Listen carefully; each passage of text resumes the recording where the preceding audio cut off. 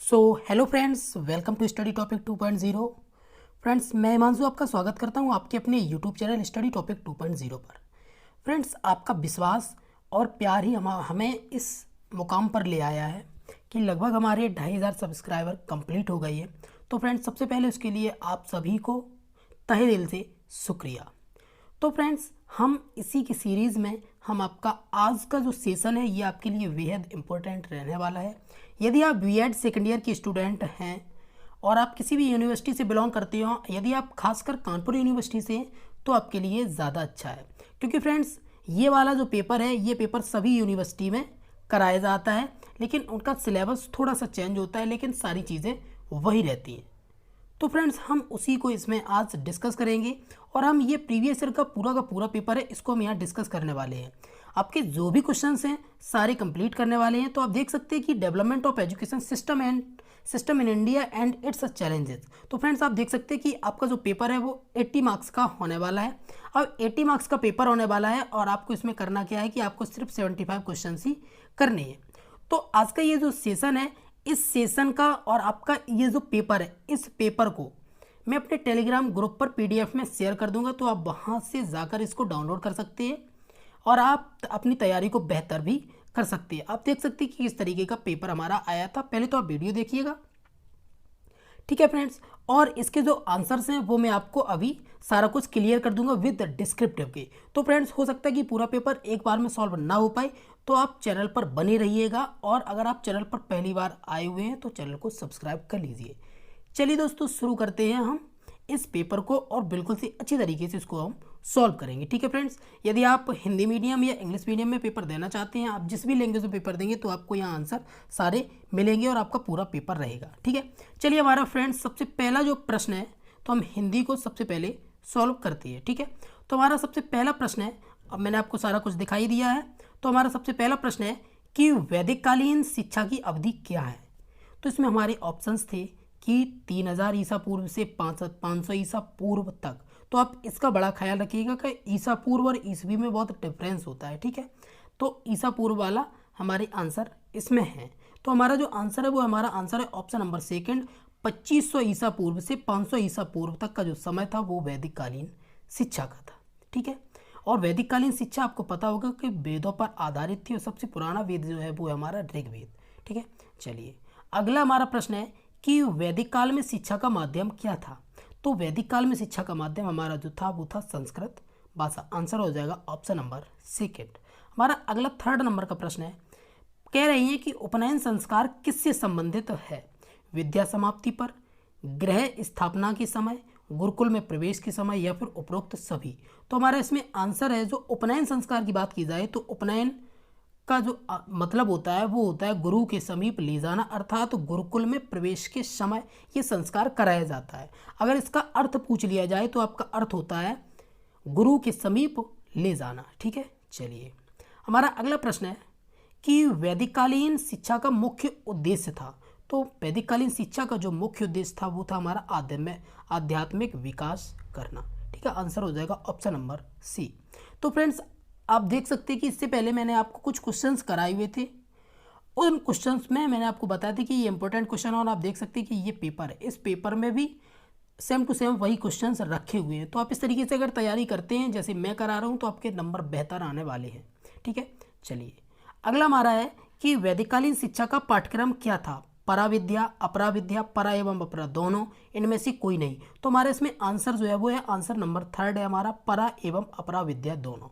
परा और अपरा की बात करें तो आपका जो परा होता है इसको कहते हैं हम धार्मिक, और अपरा जो होता है इसको कहते हैं लौकिक। लौकिक का मतलब है कि आप सांसारिक जीवन अच्छी तरीके से व्यतीत कर सकते हैं, ठीक है। चलिए, अगला हमारा प्राचीन शिक्षा का केंद्र तक्षशिला कहाँ है। तो अभी इस समय जो तक्षशिला है वो हमारा पाकिस्तान में स्थित है। हमारा आंसर हो जाएगा ऑप्शन नंबर सेकंड, पाकिस्तान। हमारा अगला प्रश्न है कि वैदिक काल में समावर्तन उपदेश कब दिया जाता था। समावर्तन उपदेश की बात की जाए तो समावर्तन संस्कार भी होता है, ठीक है। तो ये दिया जाता था विद्या की समाप्ति पर, जब विद्या कंप्लीट हो जाती थी, जब बच्चे घर जाते थे गुरुकुल से, तो उनका समावर्तन संस्कार कराया जाता था। आपको मैंने बता दिया था कि वैदिक काल में जो जो अधिकार था वो ब्राह्मण क्षत्रिय वैश्य को था, शूद्रों को शिक्षा का अधिकार नहीं था। तो ब्राह्मण क्षत्रिय वैश्य के लिए जो उपनयन संस्कार था, वो उपनयन संस्कार की जो समय सीमा थी वो अलग अलग थी। ठीक है, चलिए अगला है हमारा बौद्ध काल। बौद्धकालीन शिक्षा की अवधि क्या थी? तो बौद्धकालीन शिक्षा की जो अवधि थी वो थी 500 ईसा पूर्व से लेकर 1200 ईसा पूर्व तक। हमारा आंसर हो जाएगा ऑप्शन नंबर ए। ठीक है, चलिए हमारा अगला प्रश्न है कि बौद्धकाल में शिक्षा का माध्यम था। तो आपको पता होगा कि बौद्धकाल जो था इसमें शिक्षा का माध्यम जो था वो हमारा पाली भाषा था, और संस्कृत की बात की जाए तो संस्कृत हमारा वैदिक सभ्यता में था। ठीक है, चलिए हमारा अगला प्रश्न है प्रश्न नंबर 10वां। क्या कहता है कि प्रवज्जा संस्कार किससे संबंधित था? तो प्रवज्जा जो संस्कार है ये किससे संबंधित था? तो ये था बौद्ध काल से संबंधित था ये प्रवज्जा संस्कार। ठीक है, प्रवज्जा संस्कार भी ये कब कराया जाता था? तो ये प्रवज्जा संस्कार शिक्षा मतलब शुरुआत होती थी उस समय ये प्रवज्जा संस्कार या प्रवज्जा संस्कार इसको कहते हैं, ये कराया जाता था। ठीक है, अगली हम बात करते हैं। तो अगला हमारा है कि मठ एवं बौद्ध विहार बौद्ध शिक्षा के केंद्र थे। किसके थे? प्राथमिक शिक्षा के, उच्च शिक्षा के, प्राथमिक एवं उच्च शिक्षा के, इनमें से कोई नहीं। अगर बात की जाए मठ की तो मठ आपके थे प्राथमिक शिक्षा के लिए, और अगर विहार की बात की जाए तो विहार आपके थे उच्च शिक्षा के लिए। तो इसमें ये दोनों पूछा गया तो हमारा आंसर हो जाएगा प्राथमिक एवं उच्च शिक्षा के लिए दोनों, हमारा आंसर हो जाएगा ऑप्शन नंबर 3। ठीक है, चलिए अगला हमारा प्रश्न है कि बौद्धकाल के विद्यार्थी को किस नाम से जाना जाता था? ब्रह्मचारी, शागिर्द, इनमें से कोई नहीं, या फिर श्रामणेर। तो अगर बात की जाए तो बौद्धकाल में जो विद्यार्थी थे उनको हम श्रामणेर कहते थे। श्रामणेर आप इस तरीके से भी आपको लिखा आ सकता है, तो आप यहाँ देख सकते हैं कि ऐसे भी लिखा हो सकता है और श्रामणेर भी लिखा हो सकता है। श्रामणेर का मतलब होता है कि श्रमण करके, श्रमण मतलब भिक्षा मांगकर जो प्राप्त करते थे उस समय बौद्ध काल में। ठीक है, चलिए हमारा अगला है कि बौद्धकालीन शिक्षा का मुख्य उद्देश्य क्या था? मुक्ति, निर्वाण प्राप्ति, ज्ञान प्राप्त करना, या फिर मानसिक विकास करना। तो बौद्ध काल में जो था वो निर्वाण प्राप्त करना था। निर्वाण आपको पता ही होगा, निर्वाण का ही मतलब होता है कि मोक्ष की प्राप्ति। ठीक है, निर्वाण आपने देखा होगा कि जब भी महात्मा बुद्ध का अगर कोई ब्यौरा आता है, जैसे उनकी जीवनी हम पढ़ रहे होते हैं, तो उनका जो दे रखा होता है कि उनकी जो 483 ईसा पूर्व, वहाँ पर आपको मौत नहीं, मृत्यु नहीं लिखा होगा, वहाँ लिखा होगा महापरिनिर्वाण। ठीक है, तो निर्वाण का मतलब होता है कि निर्वाण मतलब प्रकृति में ये लीन हो गई है। ठीक है, चलिए अगला हमारा है कि नालंदा विश्वविद्यालय की स्थापना किसने की? चंद्रगुप्त, अशोक, कुमारगुप्त, इनमें से कोई नहीं। बात की जाए कि नालंदा विश्वविद्यालय की तो नालंदा विश्वविद्यालय की जो स्थापना थी वो कुमारगुप्त ने की थी। ठीक है, चलिए हमारा अगला प्रश्न है मध्यकालीन शिक्षा। अब यहाँ देख सकते हैं आप मध्यकालीन शिक्षा के बारे में थोड़ी सी डिटेल्स आपको बताएंगे इसी के अंदर। ठीक है, एक एक क्वेश्चन सॉल्व करेंगे और सारी डिटेल्स हम यहाँ क्लियर करेंगे। वीडियो अगर ज़्यादा लंबा होगा तो आपको अगले सेशन में मिल जाएगा पूरा पेपर, लेकिन आपको पूरा पेपर हम आपका सॉल्व करवा देंगे। आपके एक भी क्वेश्चन नहीं रहने वाले, और आपका मैं गारंटी से कहता हूँ कि आपके 80% से ऊपर मार्क्स आएंगे इस पेपर में, समझ सकते हैं आप। चलिए हमारा अगला है, आप देख सकते हैं यहाँ कि मध्यकालीन शिक्षा की अवधि क्या थी। तो मध्यकालीन शिक्षा की जो अवधि थी वो थी 1200 से 1700 ईसा तक। ठीक है, ईसवी तक। अब हमारा अगला जो प्रश्न है वो है मकतब और मदरसा मध्यकालीन शिक्षा के केंद्र थे। अगर बात की जाए मकतब की, तो मकतब जो था वो हमारा प्राथमिक शिक्षा का केंद्र था, और मदरसा की बात की जाए तो मदरसा हमारा उच्च शिक्षा का केंद्र था। ठीक है, अब हम कुछ इनमें से कुछ फैक्ट भी जान लेते हैं। तो फ्रेंड्स आपको हम बता देते कि जैसे कि आपका जो मकतब होता है, मकतब जो था, जो ये प्राथमिक शिक्षा का केंद्र था, ये जो आपसे पूछ लिया जाएगा कि मकतब जो शब्द है इसकी उत्पत्ति किस भाषा से हुई है, तो ये जो है मकतब ये अरबी भाषा का शब्द है, अरबी भाषा का शब्द है। और ये जो अरबी भाषा का जो शब्द है, और इस मकतब, ये जो अरबी भाषा का शब्द है और ये मकतब जो है, इसका जो अर्थ होता है वो, इसका जो अर्थ है वो होता है कुतुब। कुतुब शब्द से इसकी उत्पत्ति हुई है, कुतुब शब्द से। ठीक है, उत्पत्ति हुई है, ना कि अर्थ है। कुतुब शब्द से उत्पत्ति हुई है और ये अरबी भाषा का शब्द है।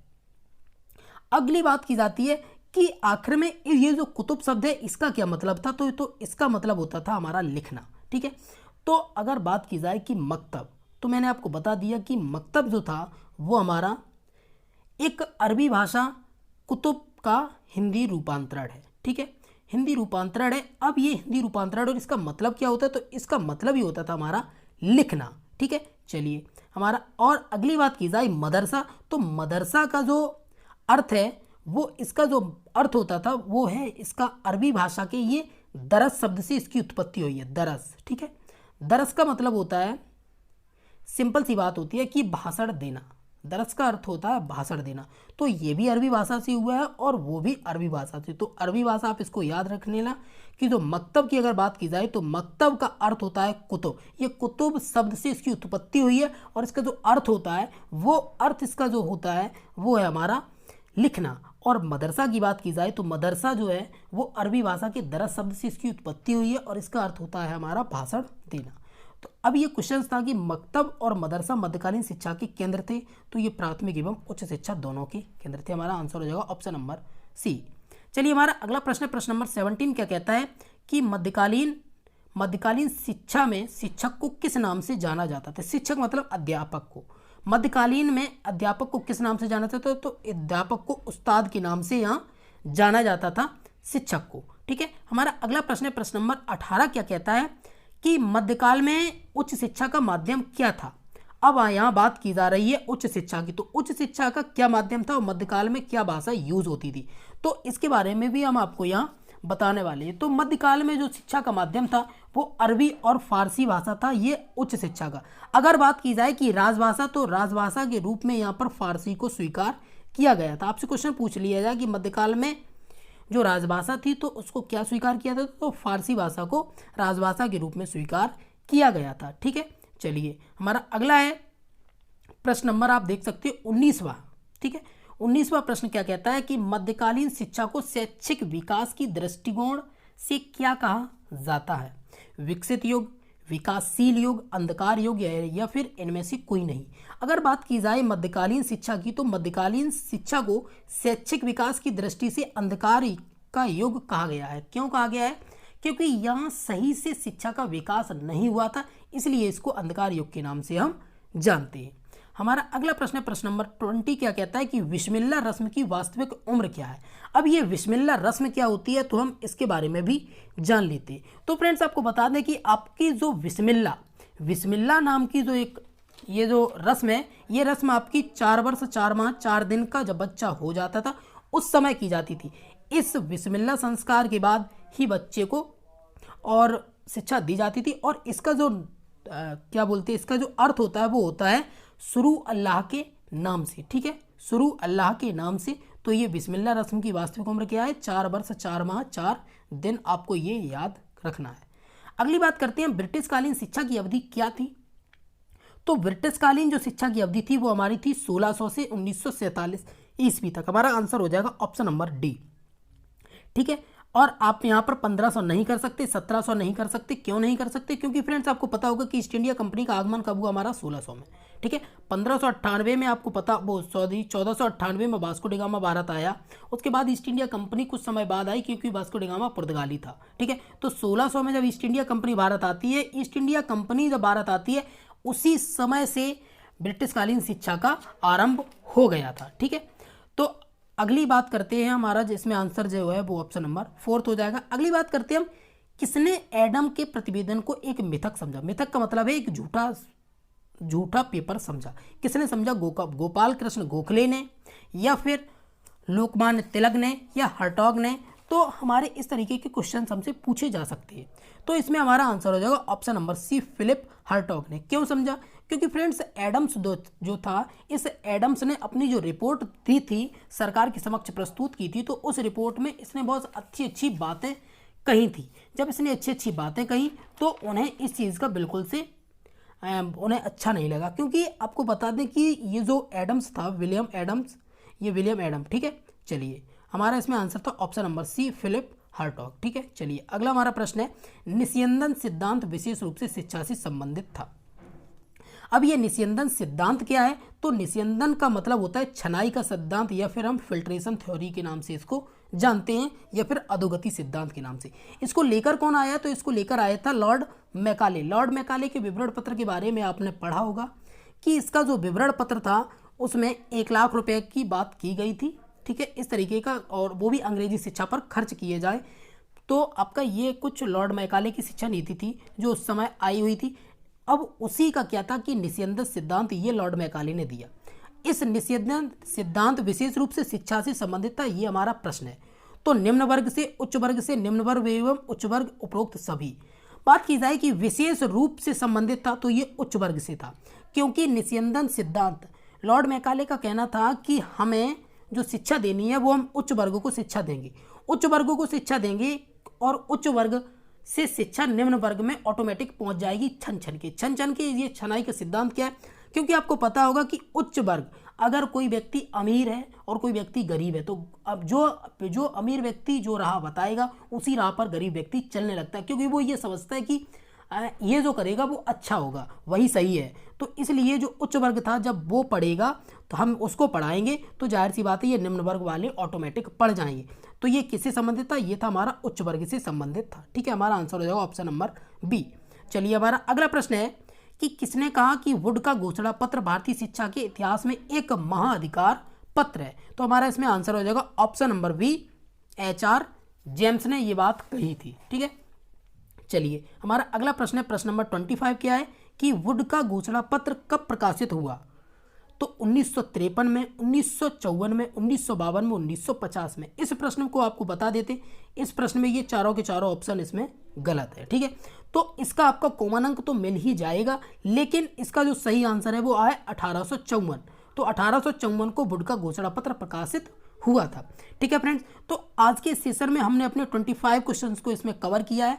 अगर आपको इस पेपर की PDF चाहिए तो मैं टेलीग्राम ग्रुप पर इसको डाल दूंगा और आपको आंसर इस वीडियो से देखने ही होंगे। ठीक है, क्योंकि इनको मैंने आपको समझाया भी है एक एक प्रश्न को अच्छी तरीके से।